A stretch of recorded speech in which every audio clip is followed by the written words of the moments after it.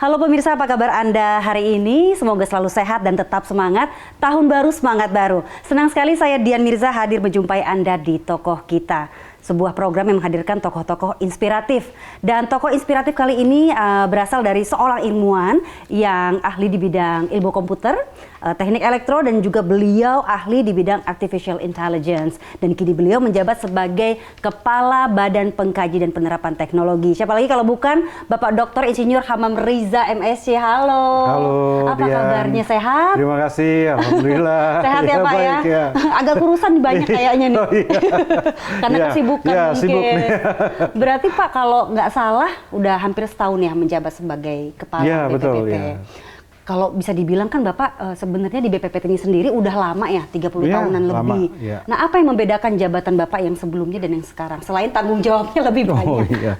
Ya saya kan memang memulai karir saya di BPPT ini 1987 masuk di sini, dan kemudian setelah 2 tahun saya kemudian studi ikut dalam programnya Pak Habibie yang menyekolahkan kita semua di BPPT ini untuk meraih pendidikan yang lebih tinggi, S2, S3 ya. Nah, setelah itu saya memulainya sebagai Kepala Balai Jaringan Informasi dan Komunikasi yang sekarang ini namanya itu, ataupun Ipteknet. Kemudian saya jadi Direktur Pusat Teknologi Informasi dan Komunikasi, pernah menjabat sebagai Deputi Teknologi Informasi, Energi dan Material, dan terakhir Deputi Teknologi Pengembangan Sumber Daya Alam.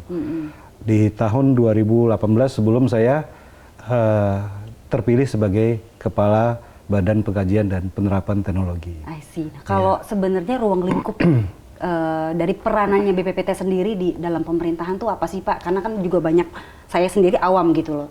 Apa sebetulnya pekerjaan dari orang-orang di BPPT? BPPT itu adalah lembaga pemerintah non-kementerian.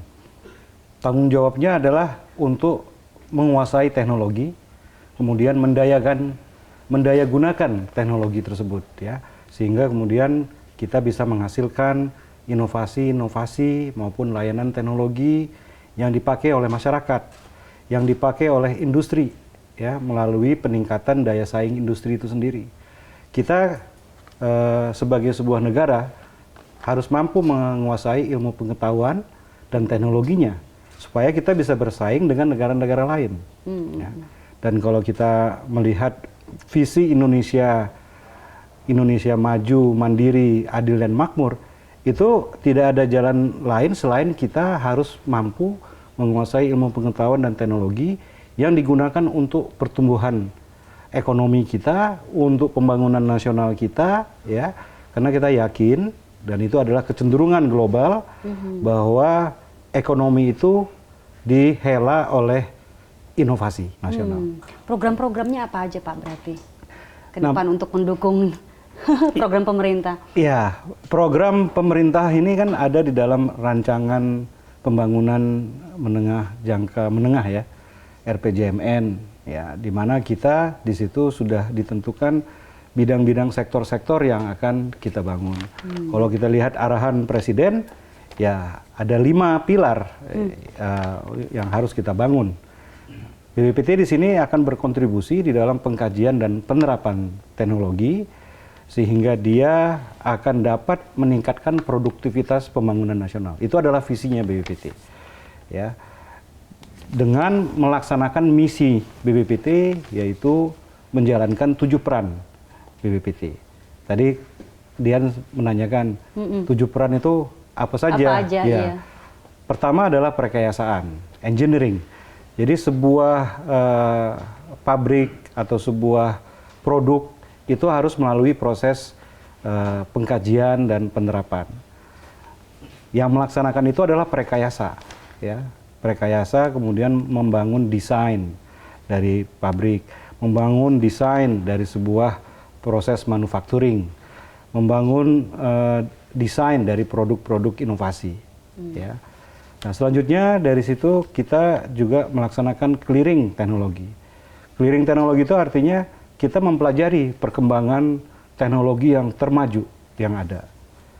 Clearing teknologi itu kita ingin mengetahui apa yang menjadi state of the art dari teknologi, supaya dia bisa diterapkan di Indonesia, bisa diterapkan oleh industri dan seluruh pelaku-pelaku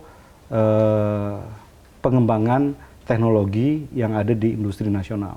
Nah, harapan kita dari pengkajian ini kemudian BPPT juga harus melaksanakan penerapan yang direpresentasikan dalam 4 peran, ya, yaitu pertama alih teknologi, ya, kemudian ataupun transfer of technology yang kita kenal, kemudian ada yang kita sebut dengan intermediasi, ya, itu menghubungkan antara yang menghasilkan teknologi dengan pengguna teknologi, intermediasi. Kemudian kita juga melaksanakan difusi teknologi, artinya mendiseminasikan teknologi itu hingga digunakan oleh masyarakat, hingga digunakan oleh industri, hingga digunakan oleh seluruh pemangku kepentingan dalam pemanfaatan teknologi. Itu difusi teknologi, dan terakhir adalah komersialisasi teknologi. Artinya bahwa produk inovasi ataupun layanan teknologi yang dilaksanakan, yang diemban oleh BPPT ini, itu akan sampai kepada masyarakat pengguna, kepada end user. Ya. Komersialisasi itu harus dilakukan, karena kalau tidak, seluruh hasil karya, inovasi, ataupun layanan teknologi kalau tidak bisa dimanfaatkan, ya, tidak memberikan benefit kepada masyarakat, itu tidak selesai artinya proses inovasi itu sendiri. Jadi produk-produk yang sudah direkayasa, yang sudah didesain, itu harus bisa dikomersialisasikan. Nah, inilah yang menjadi 7 peran BPPT di dalam pengkajian dan penerapan teknologi yang kita jadikan sebagai misi BPPT. Kehadiran BPPT untuk negara. Baik Pak, kita akan lanjutkan sekali lagi, kita bicara soal bagaimana nanti akan diterapkan koordinasinya dengan 5 penyelenggara lainnya itu, dan kita akan simpan jawabannya nanti ya Pak ya, setelah pesan-pesan yang akan hadir berikut ini. Tetaplah bersama kami di Tokoh Kita.